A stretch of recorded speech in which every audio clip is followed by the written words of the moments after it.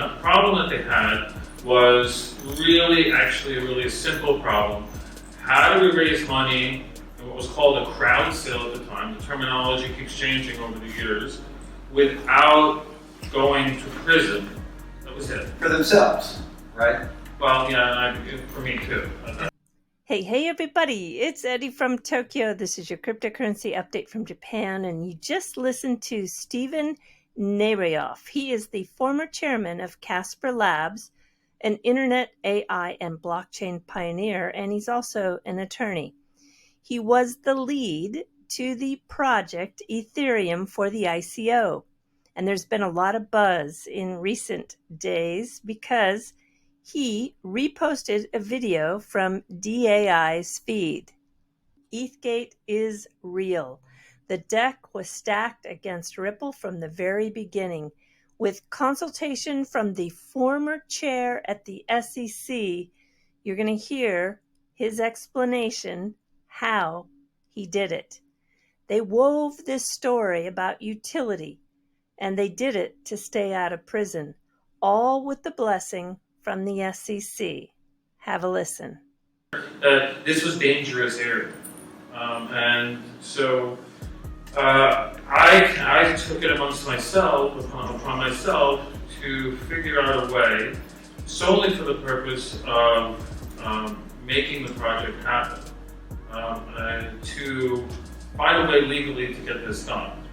There was a former chief of the SEC that I was in daily conversations with, and we realized that very quickly that we have these round pegs, these things called tokens, and the Securities Acts, 33 to 34, the regulations underneath those, and other ones as have been talked about, were the square hole.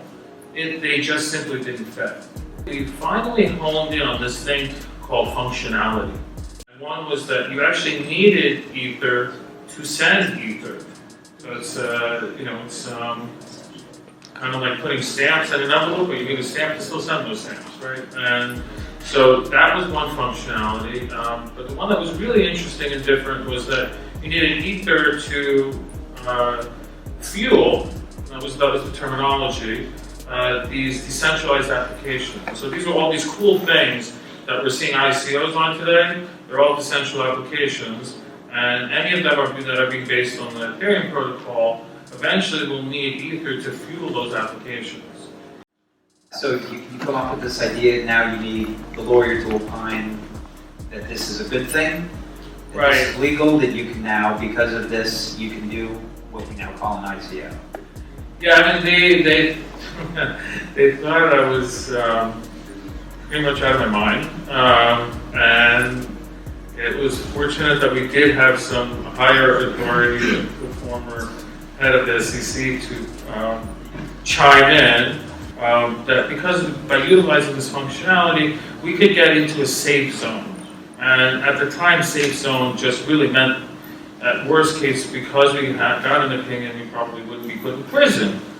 Attorney John Deaton said that if anyone starts to look into everything, including what the government did against Nareyoff, dropping all charges against him after he made it clear that he would fight back and seek full discovery, which means he was going to spill the beans on everything, you don't have to wear a tinfoil hat to suspect multi-agency coordination with the SEC taking lead. All right, moving right along, I'm going to play a clip for you, very short. It comes from Darren Moore, who's one of the very best researchers in this space, hands down. And you're going to hear from an unlisted video, the Ripple current policy director. His name is Andrew Whitworth. He talks about how the Ripple infrastructure is agnostic on the token that they use.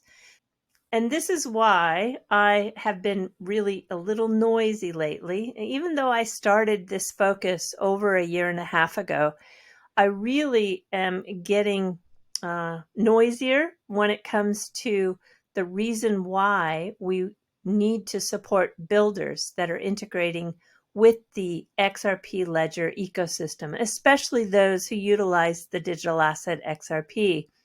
This is one of the reasons why I'm looking forward to the F assets that are coming by Flare Networks. Hugo says we haven't seen anything yet when it comes to utility if we compare to what's going to happen with the F assets. So I can't wait. So let's give a shout out to Darren for his work. And I think you really want to watch this in its entirety because there is a very important portion that talks about synchronized ledgers with the central bank digital currencies. If they use these synchronized ledgers, according to Bob Way, this changes everything. Before I play it, I just want to let you know that Yassin Mubarak had made an interesting comment. He says that it's maybe going to get some hate for saying this, but Ripple's number one allegiance is to the shareholders, and that is correct. He goes on to say that, sure, over the past decade, the interest of Ripple and the XRP community were 100% aligned, and they still are, to a large degree, aligned given the size of the XRP escrow they control. However, we are naive to think the XRP community's interest is above all else for Ripple. And I agree again with his statement there. So yeah, let's support the builders, he says, on the XRP ledger. And after the short clip, I'm going to play for you a video that will just blow your mind, and it's about the builders. It was shot at Apex by Zerpinator, and he's an amazing independent film producer. I met him this last year in Tokyo, and I hope you can give him a comment on his channel. I'm going to put a link to the video in the description below. But I'm not kidding you. This one video is a standout. All right, everybody. Until next time, do take care. Sayonara for now. Bye-bye. So blockchain has two fundamental benefits, right? One is trust or transparency, and the other is permanence. And these are things that you're going to need if you're going to get people coordinating at the sort of mass level globally. Now, these coordinations are more efficient, make more sense done via central banks or via domestic systems, rather than each individual person doing it to each individual person. But there's a real benefit to blockchain technology here, tying them all together. Now, Ripple does that already with via XRP for our private clients.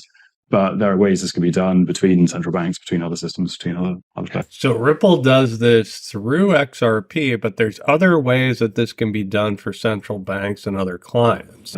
And how do you guys sort of position yourselves with tokenized bank deposits? Do you guys also plan to integrate that as part of sort of the Ripple infrastructure? I mean, our infrastructure is agnostic on the token being used. We are a tech service provider that provides technology to clients to do what they want to do. With the products that we can offer them. What I would say at a sort of slightly more macro level is we see the future. I mean, going back to our earlier conversation around CBDCs and stablecoins, we see all of these things as part of the future mix of money. I find it very unlikely any single solution is going to dominate.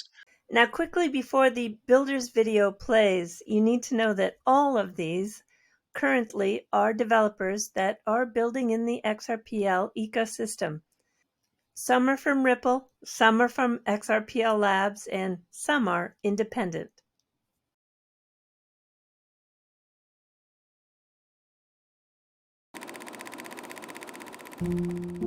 The first time I saw programming code, I felt very overwhelmed.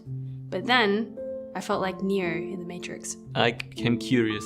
The top of the table, because I was about 7. It was like magic. Honestly, pretty confused. I felt quite scared. とても面白い. There would be no day I could understand what I was reading. And I remember waking up one day after staying up until 1 in the morning, I just looked at the code and I could understand it. I program because it allows me to solve complex problems. Coding allows me to, I guess, bring value to the world through my thinking and deep contemplation. Sometimes, I can consider myself an artist, and in that, the code is my expression. You can just change your whole world around you. When I write code, I become just myself. Frustrated. Like Superman. I become intense. Obsessed. 楽しい. I become a magician. I can become every emotion that's out there.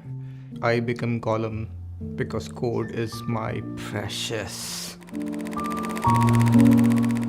The most beautiful code I've ever seen was a compression algorithm. My code is always beautiful. A piece of code from a junior developer that didn't know anything about coding, but just did it. When my code fails, I run to Google. If it doesn't fail, then I look into why it doesn't fail. I use ChatGPT to debug my code and help me fix it. I usually just bang my head against it. I try again. When my code fails, I have no rest, only test. And if you don't give up, you end up learning. Meeting developers in real life is fun. You actually can see who is behind the Twitter images.